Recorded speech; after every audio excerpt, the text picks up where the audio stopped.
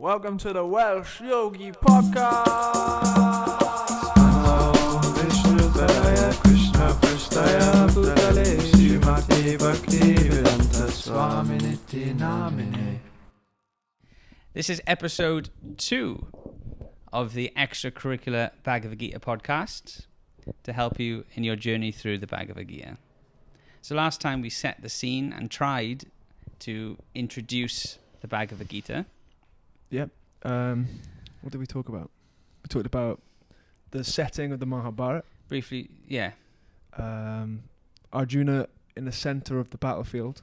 And then Arjuna has a mental breakdown. Nervous, yeah. And Krishna now is going to remedy the situation through his teachings in the Bhagavad-Gita. Yeah. We touched on that first point that you made. Like, you're not your body. Yeah, which could be explained more. But it will be explained in the classes.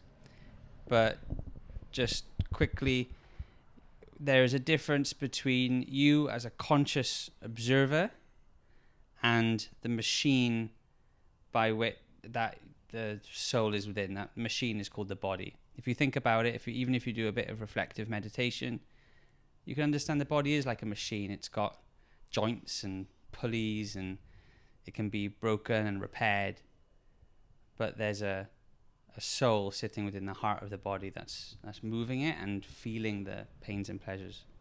Yeah, it's interesting because Krishna calls it a machine in the last chapter. It's a yantra. Yantra, which is literally translated as machine, but according to the type of body we have, dictates which kind of experience we have in this world as well. Because I remember you was talking about that. You gave a talk on this past Sunday, and a lot of people were mentioning this point. You mentioned that a dog can perceive.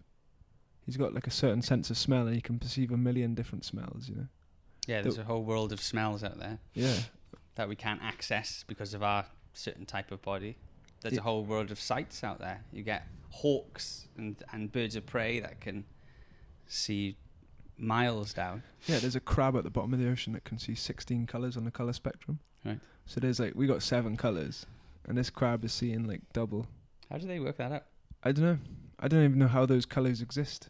Do you know? But we're ultimately having like an experience based on our body, based on our consciousness, and that's that word qualia that we've qualia means like it's like if I ask you to describe the colour red, try and describe it.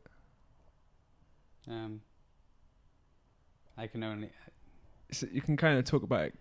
It's like orange, but a little bit more red. You can't really describe the colour red, but you know what it's like to experience the colour red. So you know what it's like to experience things. But that's the whole point, is like you are experiencing things. Do you know what I mean? Yeah, there's an observer and observed. Yeah. So we do it in school sometimes. Say, okay, everyone point to their arm, point to their head, point to your leg, point to your neck. Now point to you. I'm like, because where are you? Is it here? What is? Well, no, that's my heart. That's just an organ. Is it here? Well, that's my brain. But it's not me. I have a brain. I have a heart. I have a body. I have an arm. I have a leg. So this owner of the body, that's the real self. And uncovering and discovering this self is what Krishna's trying to teach Arjuna. So it's we have to at least accept that theoretically in faith to understand the rest of the Bhagavad-Gita. You don't have to take it as complete fact just yet, but if you want to understand the Bhagavad-Gita going through, at least accept this principle in theory, that there's a difference between myself as a non-material living being and my body. And Krishna in the second chapter, he describes different qualities of the soul. And that's he's saying that in relation to Arjuna, because Arjuna's he's acting in a very bodily conception. He's like, I've got to kill these other bodies and these other people. And Krishna basically says, like, this material manifestation is kind of temporary. It's full of like Yeah. You know? If you think everything on the bodily platform, then all these bodies are going to die anyway. Like, doesn't he say that? Like, all he says that one, the soul cannot be killed. Dadanti Sastrani. There's a verse. It can't be withered by wind, burnt by the flame, cut by the sword. I used to know a few more Bhagavad-Gitas, but my memory's slipping. But he said, Krishna explains that even if you don't believe in the soul, even if you're a diehard materialist and you think consciousness appears and disappears by the interaction of the material nature or the chemicals and elements of the body, and it's just matter, well, then you have no reason to lament either. You know, who laments when you throw some chemicals down the toilet? You know, or when you're, you know, if you drop some water on the floor or spray something on the wall. If everything's just made up of atoms and there is no spiritual self, then all it is just a different conversion of material energy. So either way, you don't have to lament. So Krishna even gives an option for the diehard materialist to rise above the bodily platform of life in a weird way. Yeah, for sure. But no, it's hard to do though in practice, right? Yeah, that's why it takes practice. That's why regularly reading the Bhagavad-Gita, regularly trying to recall these things, even trying to learn verses of the Bhagavad-Gita. These verses are the affirmations of the ancient sages of India. So these help us remind ourselves of proper perspective on life and keep us balanced when things in life try and throw us off balance. Yeah, if you try and do that without real kind of realization or guidance, like, oh, don't worry, you know, the body never dies. You could easily misinterpret that to be like, okay, the body, you know, the soul never dies. Sorry, so I might as well just go on a killing spree because it doesn't matter. It's just elements and atoms. Yeah, which is why we have to take the whole Bhagavad-Gita in context. We have to take all of Krishna's instructions, which involve having deep love and empathy with other living entities. And as we'll go into in today's podcast, because we're going to briefly go over some of the points that you might or might not cover in the lesson. By the way, if you're not on this Gita course, we're going to be running it again. So, so definitely, like, it's still worth listening to though, like the podcast. I hope. Yeah. But yeah, that's the whole point. Is like Krishna goes into saying that evam parampara praptam, isn't it? He says like to receive this kind of spiritual knowledge, you need to be in like a line of teachers that can teach it to you properly. And that principle is there with anything. If you want to learn something, you need a teacher.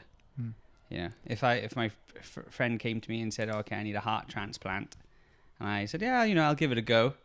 Whoa, where did you learn how to do this? I read a book on heart transplants a few years ago. I think I can do it. No, you need someone who's credited, who's been taught in a proper school. So we need to find a real spiritual teacher, and then that spiritual teacher or guide can hold our hand as we traverse through spiritual life. It's not like we do it on our own. We have help from the yoga texts of India, like Bhagavad-Gita, Srimad Bhagavatam, but we need people there to catch us when we stumble, to lift us up, to encourage us, and to set a good example. Yeah, because otherwise, you told me that before, a story about a prisoner who had the Bhagavad-Gita. Or? Yeah, he was in prison for murder. And he started reading the Bhagavad-Gita, and in the Bhagavad-Gita, in one of the purports, it says in Vedic times, a warrior would kill someone, or they would kill another man if they set fire to the house, if they stole the wife, if they threatened to kill you. And there was another reason as well.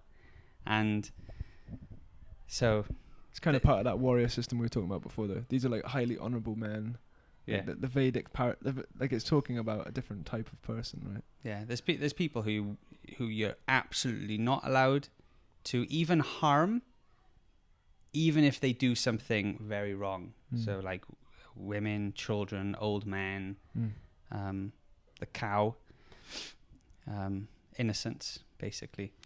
And so, but even if they said, like, even if a child does something wrong, then they should never be harmed.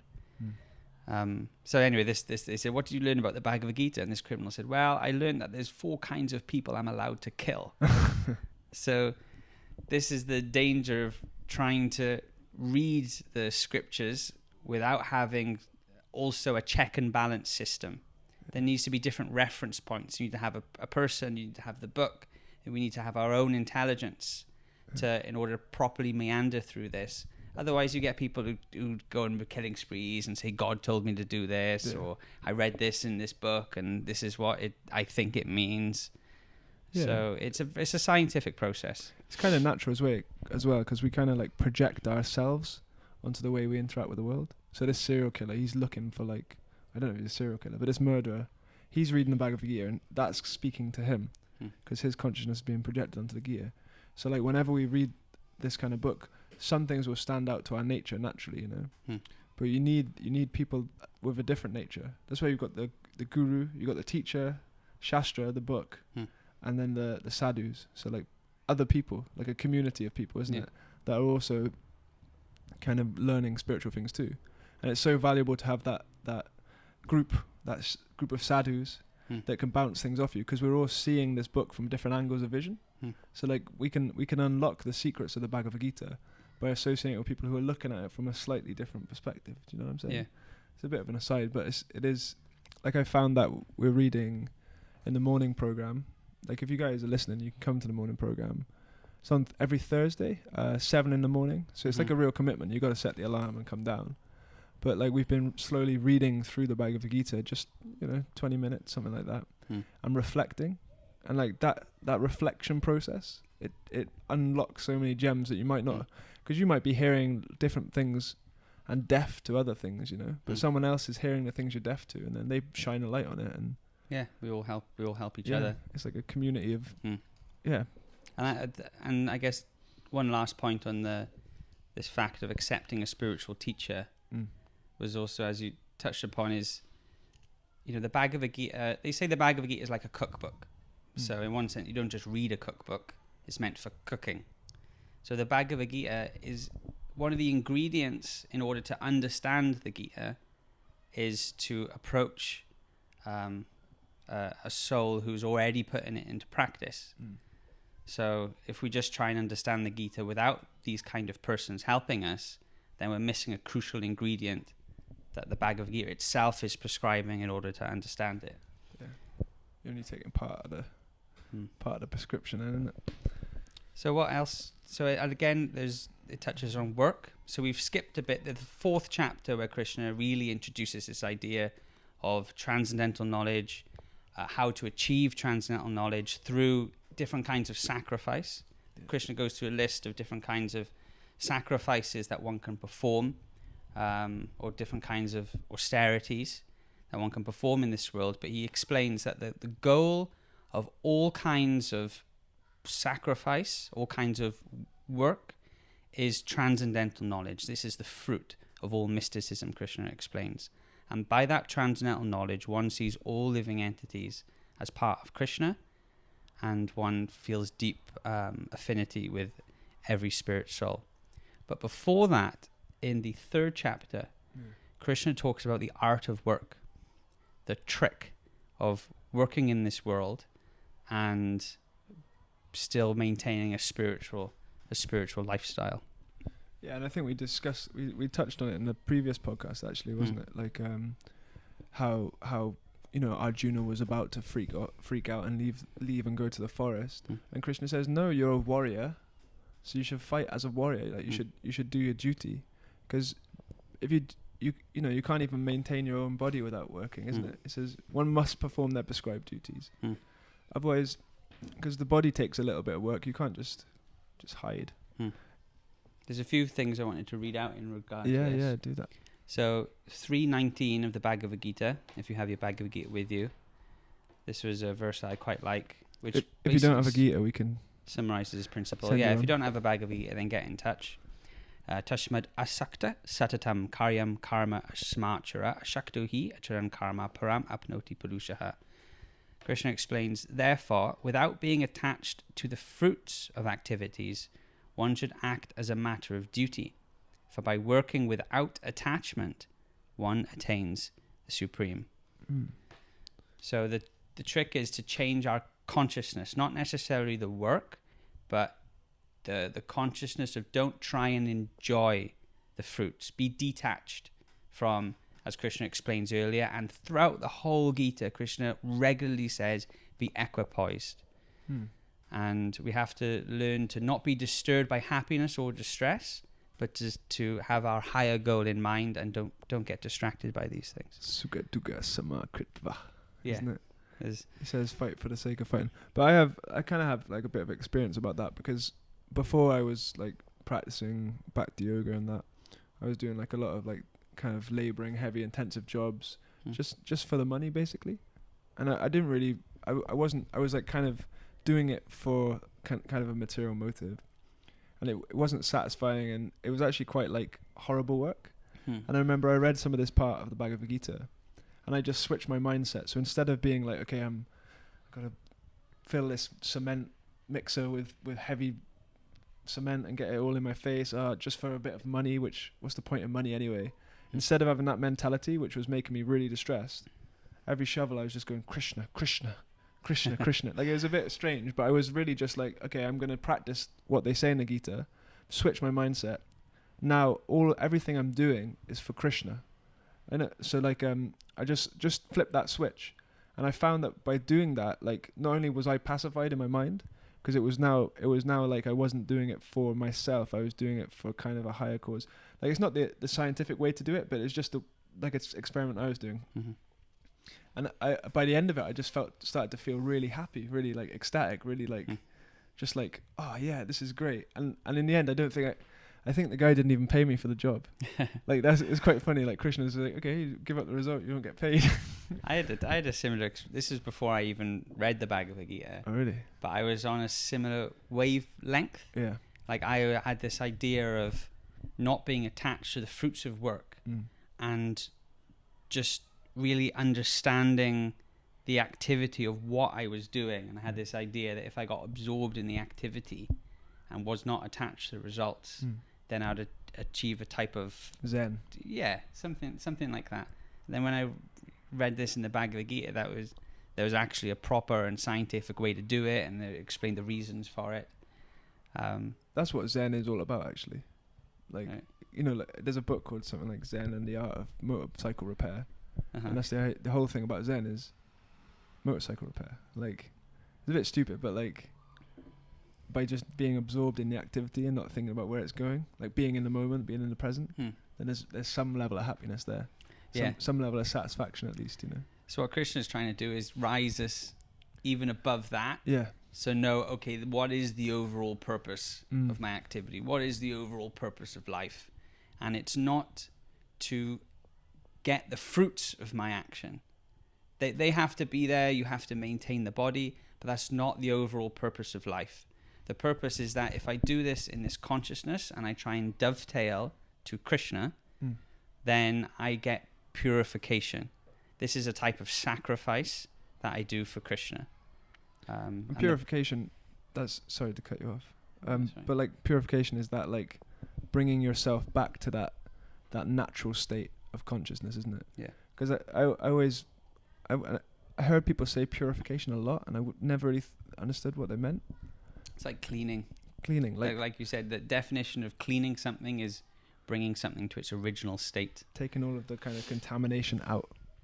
Yeah. Isn't it? So like, our contamination is that, in the first episode we were talking about that kind of demoniac mentality. Everything's for my enjoyment. Like, I'm here to get these material elements to make my material senses feel good, and that's the whole point of my existence.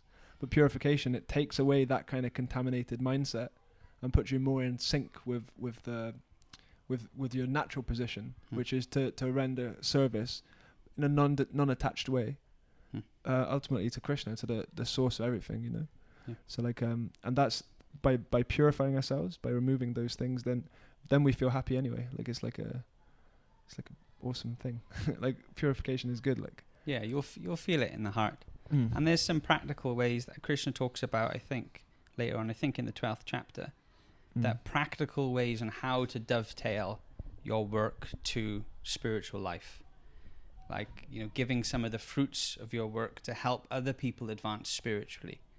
Really what you get when you get money for any work you do, that money is like a token of your life energy. You've given some of your life energy to something, and in return you get these tokens. So you can give some of these tokens, give your service in order to help other people advance spiritually.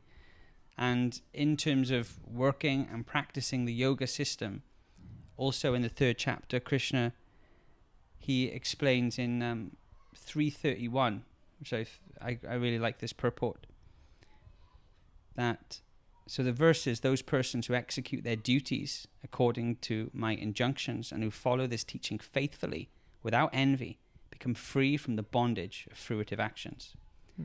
And in the purport, Srila Prabhupada says, the injunction of the Supreme Personality of Godhead Krishna is the essence of all Vedic wisdom, and therefore is eternally true without exception. As the Vedas are eternal, so this truth of Krishna consciousness is also eternal. One should have firm faith in this injunction without envying the Lord. There are many philosophers who write comments on the Bhagavad-Gita but have no faith in Krishna. They will never be liberated from the bondage of fruitive action. But an ordinary man with firm faith in the eternal injunctions of the Lord, even though unable to execute such orders, becomes liberated from the bondage of the law of karma. In the beginning of Krishna consciousness, one may not fully discharge the injunctions of the Lord, but because one is not resentful of this principle and works sincerely without consideration of defeat and hopelessness, he will surely be promoted to the stage of pure Krishna consciousness. So even if there's some mistake, some slip up, as long as we don't have any resentment and we keep trying to live this lifestyle, then one is assured of success. No, that's cool. So these are some tips on how to work. Again, there's a lot more in the Bhagavad-Gita. Like in the chapter 3 also, Arjuna says, what makes a living entity do things that you don't want to do? If you've ever been in a situation where, I've done that and I don't even know why I did it. Why did I do that for? So Arjuna asks Krishna, well, what is that? What makes us do that? And Krishna says, Karma Esha, Krodha Esha, Rajaguna Samudbhava, that it's lust. He describes what this lust is. It's born of a certain mode of material nature, and it burns like fire. It's almost like it's the thing that fuels our material desires. And Krishna explains that there's a type of burning that comes from just desiring these material things, and especially not being able to ultimately satisfy them. And that burning, one has to learn to transcend lust in order to cool oneself down in life. So that's another thing that Krishna talks about in the 3rd chapter. And we also briefly went over transcendental knowledge and accepting a spiritual master. That's in the 4th chapter. It's about that lust point though. It's like when we hear the word lust, we immediately think of some kind of like sexual lust, isn't it? But I think the lust he's talking about is like the desire to gratify the senses in any way, right? Yeah. So karma, K-A-M-A, not karma. Karma, yeah. Karma. So like Kama Sutra. Yeah. Is it? Okay. Yeah. But yeah, that's the idea. Is like I just clarify that because some people think, is it sexual lust or? Yeah, no, lust is like in text 39, the purport. It said in the Manu Smriti that lust cannot be satisfied by any amount of sense enjoyment, just as fire is never extinguished by a constant supply of fuel. In the material world, the center of all activities is sex, and thus this material world is called Matyuna Agara, or the shackles of sex life. That's an important point then. So you can never fulfill your lust. The lust is just causing your desire. You can never fulfill your desires because your desires are just causing more desires to be sprouted. It's just like like waves on the ocean. That your desires material desires will always come, and we're always running to try and satisfy them. And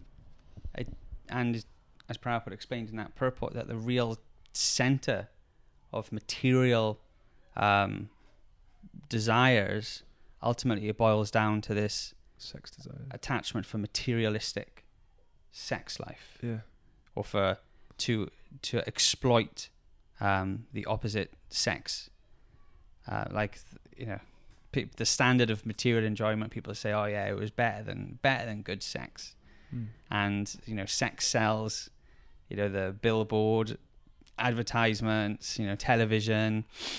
So it's they like leverage that sex desire to get you to buy a product. Yeah. Or like it's a lot of it's based around that sexual desire to get you to do other sensory things. Yeah. Like We're being pushed. We're being used by our own sexual desire.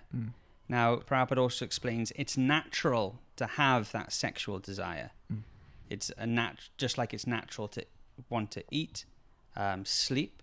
It is a natural part of life, but this complete obsession over it that some societies have, and that sometimes we can be overtaken by, that is one of the most sort of serious causes of our burning in the material world. And that's what shackles us to materialistic life and ultimately makes practicing yoga difficult. So it's learning how to engage in sex life in a way that's actually conducive for a yoga lifestyle and the human mission. There's a place for it, but it shouldn't just be all-consuming in one's life. Isn't it like Krishna says in one of the later chapters, like he is... Like an opulence of Krishna is that he is sex desire according to the yogic instructions or the yogic injunction. Yeah. Like that, like it's like almost like aspect of the divine, isn't it? Or is that wrong? It can be dovetailed in Krishna consciousness in yoga, like with anything. It's an activity that is forced upon us if you accept a material body. But for the sake of raising children and like that. So it's it shouldn't today it's just gone wildly out of control, with especially in the dark things that we won't even mention on this podcast. So we also go into determination and the mind. The mind. This will be the last subject we'll talk about in this podcast. Chanchalam Himana Krishna. Is it that one? Well, I mean, just in the 6th chapter, right? We talk about yoga. Yeah, it says the mind is your best friend and your worst enemy. Or your worst enemy. So one who has conquered the mind has reached and attained tranquility. To such a man, happiness and distress, heat and cold, honor, dishonor, are all the same. To conquer the mind, one can become tranquil. Yeah, that's for the root of a lot of suffering is on that mental platform, isn't it? Like, or is it all suffering? Like, not the root, but like the... Yeah, if you can control the mind... Now, this is something interesting that one will notice just by practicing even baby steps in meditation. There's a difference between me and my mind. That's a huge realization to have. A lot of the time we might think that I am my mind. So my mind says, okay, I need to do this or go there, and we just follow it, like a dog on a leash. But when we start to try and take control of our life, we realize, okay, there's something else here going on that's trying to convince me to do other things that, a second ago I didn't really want to do. And there's something that says, okay, do this, it's a good idea, and then I might do it, and then there's the same voice is saying, oh, why did you do that for? So this mind, if under control, which means we take control of our life to achieve our higher goal that we set for ourselves, then it can be the best friend. The mind is a useful tool to get absorbed in things that give us spiritual pleasure. But if the mind is uncontrolled and it's jumping around like a monkey on a branch and convincing us to just enjoy our senses, then it can cause absolute havoc. You can imagine if... It's your worst enemy, is what it says. Sorry to, again. Yeah, it can be your absolute worst enemy. You can think if you have a society of everyone's, can control their mind and senses, then you have a very nice society. But unfortunately, because the mind is so out of control, the senses are out of control, and they just want to do anything for enjoyment. That's why you have to have a punishment and police system and jail and things like that to threaten those who might want to just go completely out of control. But yeah, it's interesting because you always hear this idea of like thought patterns, and you hear like the mind is very conditioned, so it like learns to act in a certain way. So like a lot of times like you end up automatically doing things because you've always done them. Yeah. And then you try and do something different, like say food, for instance. Maybe the mind works on habit. Yeah. So it's like these grooves that you develop, and if you're not training your mind to do something else, it will just do what it's always done. And if those patterns that you're in are destructive, then it's just going to pull you even further in those destructive patterns, and they're going to create newer, more destructive patterns, and before you know it, you're being tortured by your own mind. You know, you're being pulled along. But that's the whole point, is to control the mind, to engage it in Krishna consciousness. Then eventually you're learning new habits which are elevating you. Krishna consciousness being back to yoga, like that. But that's what Arjuna says. He says, Chanchalam himana Krishna pramati balavadatam tasyaham nigraham manye vaya eva sadruskiram. The mind is restless, turbulent, obstinate and strong. To control it is more difficult than controlling the wind. So have you ever tried to control the wind? It's impossible. Like it's this force which is just working of its own accord, isn't it? Like, and it's pushing, it's blowing things over, it's moving things around. So the mind is like that. The mind is like the raging wind, and it's literally, it seems like it's impossible to control. Yeah, and Krishna says, yes, Arjuna, you're right. It is hard to control the mind. Exactly. But it's possible by practice and detachment. And another thing I just wanted to touch upon, and because as I was listening to you, made me think as well. There's Prabhupada gives a tip on how to control the mind, how to make the mind your friend, so it stops. Sometimes the mind can really drive us crazy. In chapter 17, Krishna talks about different kinds of austerities, and he talks about the austerity of the mind. So he says satisfaction, simplicity, gravity, self-control, and purification of one's existence are the austerities of the mind. So it's austere for the mind to feel satisfied. Naturally, it always wants something else. You know, the grass is always greener on the other side. Simple. We have to try and practice these things. Satisfaction is something that you practice. And in the purport, Srila Prabhupada says, to make the mind austere is to detach it from sense gratification. It should be so trained that it can be always thinking of doing good for others. So that's a type of framework that we can exercise our mind in, to always thinking of doing good for others. This will help us actually to control the mind. Yeah, it's cool. Engage it in positive activity, like a child. If you want him to stop playing with scissors and knives, and you give him some positive engagement, give him some crayons or something, you know. So the mind's like that. You can't just beat it and force it to not do something. We have to give positive engagement for our senses and our mind. The mind is it's interesting. The mind has its own function, isn't it? Like your eyes, they're designed to allow you to like gather the light data from the world and give you an experience. And like the way the mind works is it's designed to accept things and reject things. So it's very binary. It actually doesn't do. It's a very simple mechanism. It either accepts or rejects based on our what's called buddhi or intelligence, which we might talk about again. Yeah, we'll probably get that in the 4th episode where we're talking about more Sankhya. But that idea of accept or reject, like, I don't like this, I like this, I don't like this, right, we're going around accepting and rejecting.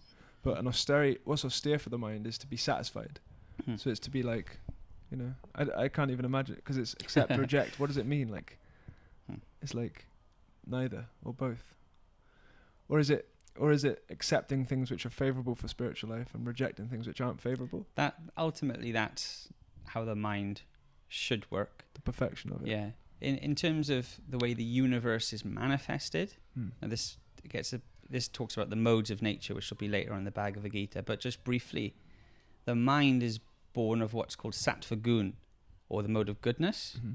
So actually it's the natural, the mind feels like it's most best suited, and it actually likes being engaged in spiritual life. But because we've been in this material world for so many lifetimes, and we've cultivated over lifetimes and lifetimes a desire to enjoy matter, even though we're spiritual. It's like deep grooves of bad habits. Yeah. Like really deep. So the mind has been conditioned like that. So we have to almost recondition our mind in order to get to the original state of it actually liking to be satisfied, to practice spiritual life. Yeah, because you got goodness, passion, ignorance. Ignorance is destruction, passion's creation, but goodness is maintenance. Yeah. And that's like a function of the mind. It wants to maintain its situation. Mm-hmm. So like if your desire is to always, like if your intelligence is geared around like, I want to taste really nice food, your mind's going to try and maintain that desire and try and accept and reject things according to that desire, you know. So like the mind is always trying to maintain things. And if you're at the level where you're trying to, you know, put spiritual life as that guide, if you've got the higher intelligence, then it's trying to maintain like a good situation, and then it's satisfied. Is that it kind of makes sense? But maintenance is like accept, reject to maintain an ideal. I don't know. These are just interesting things to think about in regards to the mind. Yeah. Because that's the cool thing. The Bhagavad-Gita and the Vedic texts, they've got so much real kind of scientific breakdown of how these different elements of this of our physicality works. Yeah. Because the mind is ultimately part of our body, but it's like a subtle aspect of the body. Because in this 6th chapter, where Krishna talks about different kinds of yoga, he talks about Ashtanga yoga, going into a solitary place, controlling the breath. And you see that a lot, isn't it? Breath control brings your mind. Yeah. Like you can try that on YouTube. You can do like Ashtanga 20-minute. Is it the breathing? Is it that Ashtanga? What's the breath work? That's pranayam. Yeah, if you try a 20-minute pranayam, it can chill you out. Yeah, it helps with the biological, and it helps with your mind also. Yeah, it's like a whole system. Yeah, because as when Krishna talks about the yoga, he says udarad atmanatmanam. So this word atma can either mean body, mind, or soul. Now in this context, the teachers explain that Krishna means the mind. One must deliver himself with the help of his mind and not degrade himself. The mind is the friend of the conditioned soul and the enemy as well. And in the purport, Prabhupada explains that the word Atma denotes body, mind, and soul, depending upon different circumstances.